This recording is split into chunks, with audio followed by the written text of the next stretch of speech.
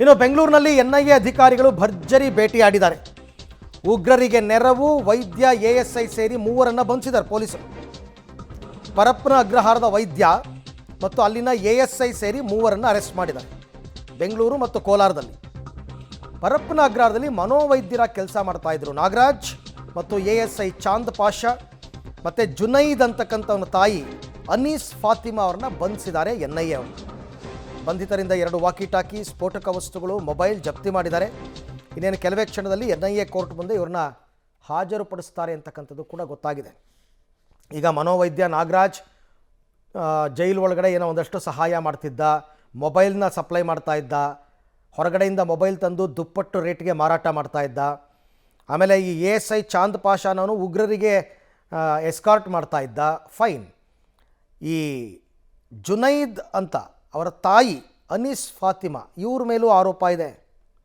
ಜೈಲಲ್ಲಿ ಕೂತ್ಕೊಂಡೇ ಉಗ್ರ ಚಟುವಟಿಕೆಗಳನ್ನ ನಡೆಸ್ತಾ ಇದ್ರು, ಅದಕ್ಕೆ ಅನೀಸ್ ಫಾತಿಮಾ ಸಹಾಯ ಮಾಡ್ತಾ ಇದ್ರು ಅಂತ. ಬಟ್ ಅವ್ನು ಜುನೈದ್ ಇವಾಗ ಎಸ್ಕೇಪ್ ಆಗಿದ್ದಾನೆ, ಅವನು ಜೈಲಲ್ಲೂ ಇಲ್ಲ. ಈ ಮೂವರನ್ನು ಈಗ ಎನ್ಐಎ ಅವರು ಅರೆಸ್ಟ್ ಮಾಡಿದ್ದಾರೆ. ಅರೆಸ್ಟ್ ಮಾಡಿ ಇವತ್ತು ಅವ್ರನ್ನ ಎನ್ಐಎ ಕೋರ್ಟ್ ಮುಂದೆ ಹಾಜರುಪಡಿಸಿ ವಶಕ್ಕೆ ತಗೋತಾರೆ, ವಿಚಾರಣೆ ಮಾಡಬೇಕು ಅಂತ. ಈ ಡಾಕ್ಟರ್ ನಾಗರಾಜ್ಗಿದ್ದಿದ್ದು ಒಂದೇ ಏನಂತಂದರೆ ದುಡ್ಡು ಮಾಡೋದಕ್ಕೆ ತನ್ನ ಈತನ ಸ್ನೇಹಿತೆ ಒಬ್ಬಳಿದ್ದಾಳೆ ಪವಿತ್ರ ಅಂತ, ಆಕೆಯ ಜೊತೆ ಸೇರಿಕೊಂಡು ದುಡ್ಡು ಮಾಡ್ತಾ ಇದ್ದ ಅನ್ನೋದು ಈಗ ಸ್ಪಷ್ಟವಾಗಿ ಗೊತ್ತಾಗ್ತಾ ಇದೆ.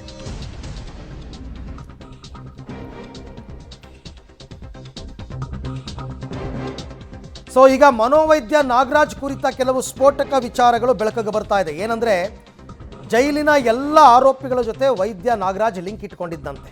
ಯಾಕೆ ಅಂದರೆ ಜೈಲಿನಲ್ಲಿ ಮೊಬೈಲ್ ಮಾರಾಟ ದಂಧೆ ಮಾಡಿಕೊಂಡಿದ್ದ ಈ ನಾಗರಾಜ್ ಮನೋವೈದ್ಯ. ಹಣ ಎಕ್ಸ್ಚೇಂಜ್ ಮಾಡೋದಕ್ಕೆ ಎಎಸ್ಐ ಚಾಂದ್ ಪಾಷಾ ನೆರವು ಕೊಡ್ತಾ ಇದ್ದಂತೆ ಖೈದಿಗಳಿಗೆ. ವೈದ್ಯ ನಾಗರಾಜ್ ಜೊತೆ ಚಾಂದ್ ಪಾಷಾ ಕೂಡ ಕಾನೂನು ಬಾಹಿರ ಕೆಲಸವನ್ನು ಮಾಡ್ತಾ ಇದ್ದ. ಹಾಗಾಗಿ ಅವರನ್ನು ಕೂಡ ಅರೆಸ್ಟ್ ಮಾಡಿದ್ದಾರೆ. ಇವಂದೇನಂತಂದರೆ ನಾಗರಾಜ್ದು ಈತ ಎಎಸ್ಐ ಚಾಂದ್ ಪಾಷಾ ಈ ಹಿಂದೆ 2022ರಲ್ಲಿ ನಾಸಿರ್ಗೆ ಎಸ್ಕಾರ್ಟ್ ಮಾಡಿದ್ದಂತೆ. ನಾಸಿರ್ಗೆ ಹಣ ಎಕ್ಸ್ಚೇಂಜ್ ಮಾಡೋದಕ್ಕೆ ಚಾಂದ್ ಪಾಷಾ ನೆರವನ್ನು ಕೊಟ್ಟಿದ್ದ ಅಂತ ಗೊತ್ತಾಗಿದೆ. ವೈದ್ಯರಿಂದ ಮೊಬೈಲ್ ಪಡಿತಾ ಇದ್ದಂತೆ ನಾಸಿರ್, ನೋಡಿ ಇಲ್ಲಿ ಕಾಣ್ತಾ ಇದ್ದಾರಲ್ಲ ಅವನೇ ನಾಸಿರ್. ಹಲವಾರು ಉಗ್ರ ಚಟುವಟಿಕೆಗಳಲ್ಲಿ ಭಾಗಿಯಾಗಿದ್ದವನು, ಲಷ್ಕರೆ ತೊಯ್ಬಾದವನು ಇವನು. ಇವನಿಗೆ ಎಸ್ಕಾರ್ಟ್ ಮಾಡಿದ್ದಾನೆ ಚಾಂದ್ ಪಾಷಾ.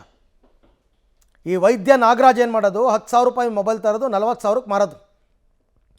ಹಣ ಎಕ್ಸ್ಚೇಂಜ್ ಮಾಡೋದಕ್ಕೆ ಎಎಸ್ಐ ಸಪೋರ್ಟ್ ಮಾಡ್ತಾ ಇದ್ದದ್ದು.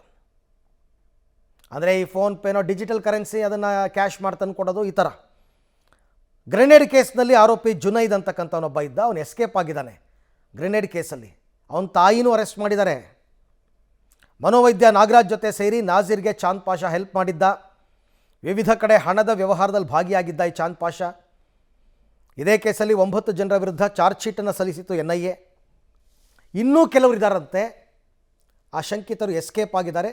ಎನ್ಐಎ ಅವರಿಗೆ ಹುಡುಕಾಟವನ್ನು ನಡೆಸ್ತಾ ಇದೆ ಅಂತ ಇಷ್ಟು ವಿಚಾರಗಳು ಈಗ ಗೊತ್ತಾಗಿರೋದು. ಈ ಎಲ್ಲ ವಿಚಾರಕ್ಕೆ ಸಂಬಂಧಪಟ್ಟಂತೆ ಮತ್ತಷ್ಟು ಮಾಹಿತಿ ನನ್ನ ಕೊಲೀಗ ನರಸಿಂಹಮೂರ್ತಿ ಅವರಿಂದ ಪಡ್ಕೊಳ್ಳೋಣ. ಮೂರ್ತಿ, ಈಗ ಕೇವಲ ಕೆಲವು ಅಧಿಕಾರಿಗಳಿಗೆ ಪರಪ್ಪನ ಅಗ್ರಹಾರ ಅಕ್ಷಯ ಪಾತ್ರೆ ಇದ್ದಂಗೆ ಬೇಜಾನ್ ದುಡಿತಾರೆ ಅಂತಾರೆ. ಆ ದುಡಿಮೆನೇ ನಾಗರಾಜ್ ಮಾಡ್ತಾ ಇದ್ದ ಅಥವಾ ಉಗ್ರರ ಜೊತೆ ಇವರು ಶಾಮೀಲಾಗಿದ್ರ ಅಂತ ಒಂದು. ಮತ್ತು ಈ ಚಾಂದ್ ಪಾಷಾ ಮತ್ತು ಜುನೈದ್ ಅವರ ತಾಯಿ ಇವರುಗಳ ಪಾತ್ರ ಏನು? ಅರವಿಂದ, ಎನ್ಐಎ ಅಧಿಕಾರಿಗಳ ದಾಳಿಯಿಂದ ಮತ್ತೊಮ್ಮೆ ಜೈಲಿನ ಕರ್ಮಕಾಂಡ ಏನಿದೆ ಅದು ಜಗಜ್ಜಾಹೀರಾಗಿರೋದು. ನಿನ್ನೆ ಎನ್ಐಎ ಅಧಿಕಾರಿಗಳು ಉಗ್ರ ನಾಸಿರ್, ಅದು ಒಂದು ರೀತಿ ಹೈ ಸೆಕ್ಯೂರಿಟಿ ಸೆಲ್ಲು, ಅಲ್ಲಿ ಆ ಉಗ್ರನನ್ನು ಇಡಲಾಗಿದೆ ನಾಸಿರ್ನನ್ನು. ಆತನಿಗೆ ಸಹಾಯ ಮಾಡಿದಂತಹ ಆರೋಪ, ಆತನಿಗೆ ಮೊಬೈಲನ್ನು ಕೊಡಿಸಿದಂತಹ ಆರೋಪದ ಮೇಲೆ ಜೈಲಿನ ಮನೋವೈದ್ಯ ಆಗಿದ್ದಂತಹ ನಾಗರಾಜ್, ಆತನ ಮನೆ ಮೇಲೆ ದಾಳಿಯನ್ನು ಮಾಡಲಾಗಿದೆ, ಬಂಧನವನ್ನು ಮಾಡಲಾಗಿದೆ. ಮತ್ತೊಬ್ಬ ಜೈಲಿನ ಎಎಸ್ಐ ಚಾಂದ್ ಪಾಷಾ, ಆತನನ್ನು ಕೂಡ ಬಂಧನ ಮಾಡಲಾಗಿದೆ.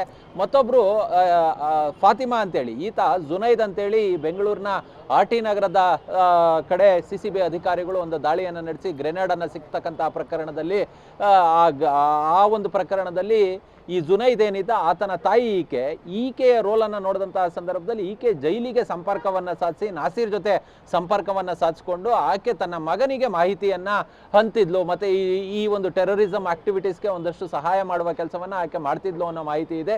ಹೀಗಾಗಿ ಮೂವರನ್ನು ಬಂಧನ ಮಾಡಲಾಗಿದೆ. ಇಲ್ಲಿ ನಾಗರಾಜ್ ರೋಲ್ ಏನು ಅಂತ ನೋಡಿದಂತಹ ಸಂದರ್ಭದಲ್ಲಿ ಇಲ್ಲಿ ನಾಗರಾಜ್ ಮೊಬೈಲನ್ನು ಸಪ್ಲೈ ಮಾಡ್ತಿದ್ದ. ಹೊರಗಡೆ ಕಡಿಮೆ ಬೆಲೆಗೆ ಮೊಬೈಲನ್ನು ತೆಗೆದುಕೊಳ್ಳೋದು, ಅದನ್ನು ನಾಸೀರ್ ಸೇರಿದಂತೆ ಇತರ ಕೈದಿಗಳು ಯಾರಿದ್ರು, ವಿಚಾರಣಾಧೀನ ಕೈದಿಗಳು ಯಾರಿದ್ರು ಅಂಥವ್ರಿಗೆ ದುಪ್ಪಟ್ಟು ಬೆಲೆಗೆ ಮಾರಾಟ ಮಾಡುವ ಕೆಲಸವನ್ನು ಈ ಮನೋವೈದ್ಯ ಮಾಡ್ತಿದ್ದ ಅನ್ನೋದು ಗೊತ್ತಾಗಿದೆ. ಇನ್ನು ವೈದ್ಯನಾಗಿದ್ದಂತಹ ಆ ನಾಗರಾಜ್ನ ಆಪ್ತೆ ಒಬ್ಳಿದ್ಲು ಪವಿತ್ರ ಅಂತೇಳಿ, ಆಕೆಯನ್ನು ಅಪ್ರೂವರನ್ನಾಗಿ ಮಾಡ್ಕೊಂಡಿದ್ದಾರೆ ಅನ್ನೋ ಮಾಹಿತಿಗಳು ಕೂಡ ಲಭ್ಯವಾಗ್ತಿದೆ. ಇನ್ನು ಈ ಚಾಂದ್ ಪಾಷಾ ಏನಿದ್ದಾನೆ, ಈತ ಯಾವಾಗ ಉಗ್ರ ನಾಸೀರ್ನನ್ನ ಕೋರ್ಟ್ಗೆ ಕರ್ತರುವಂತಹ ಸಂದರ್ಭದಲ್ಲಿ ಆತನನ್ನ ಎಸ್ಕಾರ್ಟ್ ಮಾಡಿ ಕರ್ತರ್ತಿದ್ದ, ಅಂತ ಸಂದರ್ಭದಲ್ಲಿ ಈ ಉಗ್ರನ ಜೊತೆ ಸಂಪರ್ಕವನ್ನ ಸಾಧಿಸ್ಕೊಂಡಿದ್ದಾನೆ ಈ ಚಾಂದ್ ಪಾಷಾ ಅನ್ನೋದು ಗೊತ್ತಾಗಿದೆ. ಮತ್ತೆ ಆತನಿಗೆ ಬೇಕು ಬೇಡವಾದವುಗಳನ್ನ ಜೈಲಿನಲ್ಲಿ ಒದಗಿಸ್ತಿದ್ದ ಅನ್ನೋ ಮಾಹಿತಿಗಳು ಕೂಡ ಇದೀಗ ಗೊತ್ತಾಗಿರೋದು. ಎಲ್ಲರನ್ನ ನಿನ್ನೆಯೇ ಅರೆಸ್ಟ್ ಮಾಡಿ ಬೆಂಗಳೂರಿನ ಇಂದಿರಾನಗರದ NIA ಕಚೇರಿಯಲ್ಲಿ ಇಡಲಾಗಿದೆ. ಇದೀಗ ಅವರನ್ನ ಇಲ್ಲಿಂದ ಕೋರ್ಟ್ಗೆ ಕರೆದೊಯ್ಯುವ ಕೆಲಸವನ್ನ ಕೂಡ ಮಾಡಲಾಗುತ್ತೆ. ಪ್ರಮುಖವಾಗಿ ನಿನ್ನೆ ಅವರ ಮೊಬೈಲ್ಗಳನ್ನು ಸೀಸ್ ಮಾಡಲಾಗಿದೆ, ಒಂದಷ್ಟು ಈ ಸ್ಫೋಟಕ ವಸ್ತುಗಳನ್ನು ಸಹ ಸೀಸ್ ಮಾಡಲಾಗಿದೆ. ಅವರ ಬ್ಯಾಂಕ್ ಅಕೌಂಟ್ಗಳನ್ನ ತಪಾಸಣೆಗೆ ಒಳಪಡಿಸುವ ಕೆಲಸವನ್ನ ಇದೀಗ NIA ಅಧಿಕಾರಿಗಳು ಮಾಡ್ತಿದ್ದಾರೆ. ಫಂಡಿಂಗ್ ಎಲ್ಲಿಂದ ಆಗ್ತಿದೆ ಅನ್ನೋದರ ಕುರಿತು ಒಂದಷ್ಟು ಡೀಟೈಲ್ ಆಗಿ ಇನ್ವೆಸ್ಟಿಗೇಷನ್ ಅನ್ನ ಇದೀಗ NIA ಅಧಿಕಾರಿಗಳು ಆರಂಭಿಸಿರೋದು. ಅದ್ರ ಜೊತೆಗೆ ಇಲ್ಲಿ ಪ್ರಮುಖ ವ್ಯಕ್ತಿ ಇಷ್ಟೊಂದು ಮೊಬೈಲ್ಗಳನ್ನು ಪರ್ಚೇಸ್ ಮಾಡೋದಕ್ಕೆ, ಸಿಮ್ಗಳನ್ನು ಪರ್ಚೇಸ್ ಮಾಡೋದಕ್ಕೆ ಯಾರು ಆಧಾರ್ ಕಾರ್ಡನ್ನು ಕೊಟ್ಟರು ಅನ್ನೋದರ ಆಧಾರದ ಮೇಲೆ ಕೋಲಾರದಲ್ಲೂ ಕೂಡ 2 ಕಡೆ ರೇಡನ್ನು ಮಾಡಿದ್ರು. ಇದೀಗ ಅಲ್ಲೂ ಕೂಡ ನೋಟಿಸನ್ನು ಕೊಟ್ಟಿದ್ದಾರೆ. ಬೆಂಗಳೂರಿನಲ್ಲಿ 3 ಕಡೆ ರೇಡ್ ಆಗಿತ್ತು. ಇದೀಗ 11 ಗಂಟೆಯ ನಂತರ NIA ವಿಶೇಷ ನ್ಯಾಯಾಲಯಕ್ಕೆ 3 ಈ ಆರೋಪಿಗಳನ್ನು ಹಾಜರುಪಡಿಸಿ NIA ಕಸ್ಟಡಿಗೆ ಪಡೆದುಕೊಳ್ಳೋದಕ್ಕೆ ತಯಾರಿಯನ್ನು ಮಾಡಿಕೊಳ್ಳಲಾಗ್ತಿದೆ. ಓಕೆ, ಹಾಗೆ ಸಂಪರ್ಕದಲ್ಲಿರಿ ಮೂರ್ತಿ, ನಿಮ್ಮ ಜೊತೆ ನಾನು ಮತ್ತೆ ಮಾತನಾಡ್ತೀನಿ. ಸೊ ಒಟ್ಟಾರೆ ಈಗ ಸುಮ್ಮನೆ ಅಂತೂ ಅರೆಸ್ಟ್ ಮಾಡಲ್ವಾ? ಕಾರಣ ಇದ್ದೇ ಇರುತ್ತೆ. ಕೋರ್ಟ್ ಮುಂದೆ ಅದನ್ನು ಹೇಳಬೇಕಲ್ಲ, NIA ಕೋರ್ಟ್ ಮುಂದೆ ಯಾವ ಕಾರಣಕ್ಕೆ ಅರೆಸ್ಟ್ ಮಾಡಿದ್ದೀವಿ ಅಂತ. ಆ ಕೆಲಸವನ್ನು ಈಗ ಮಾಡ್ತಾರೆ.